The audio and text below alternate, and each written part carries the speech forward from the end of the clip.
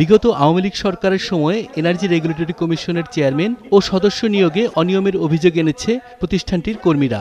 তৎকালীন সরকারের সিদ্ধান্তে জনস্বার্থ বিরোধী কার্যক্রম পরিচালনায় তারা ব্যস্ত ছিলেন বলেও জানান প্রতিষ্ঠানটির সাধারণ কর্মীরা। কমিশন আইনে নিয়োগের শর্তে বিদ্যুৎ, প্রাকৃতিক গ্যাস, পেট্রোলিয়ামজাত পদার্থ, খনিজ সম্পদ বিষয় প্রকৌশল এবং আইন, অর্থনীতি, হিসাব বিজ্ঞান ও ব্যবস্থাপনা বিষয়ে যোগ্যতা বাধ্যতামূলক। একই সাথে 15 বছরের অভিজ্ঞতা শর্ত থাকলেও তা নিশ্চিত করা হয়নি।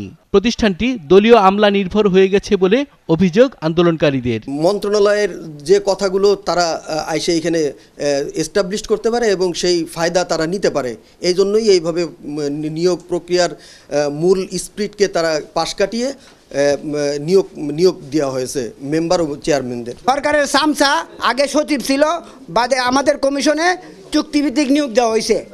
এরা এখানে বৈশা ঠিক আছে সরকারের যে অবৈধ কাজকামও করছে। বিইআরসির কর্মকর্তা কর্মচারীদের দাবি সম্পর্কে জানতে চাইলে কমিশন চেয়ারম্যান নুরুল আমিন জানান, জ্বালানি উপদেষ্টা নির্দেশ দিলেই তিনি এই পদ থেকে সরে দাঁড়াবেন। আমাদের যে মাননীয় বিদ্যুৎ, জ্বালানি, খনিজ সম্পদ উপদেষ্টা মহোদয়, তার সাথে কথা বলেছি আর কি।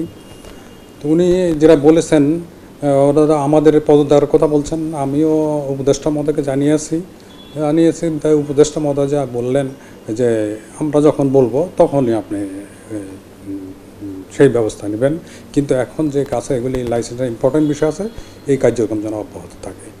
অর্থাৎ তাদের যে দাবি দেওয়াগুলি, এগুলি আমি মাননীয় আমাদের যে উপদেষ্টা মহোদয়কে আমি জানিয়েছি।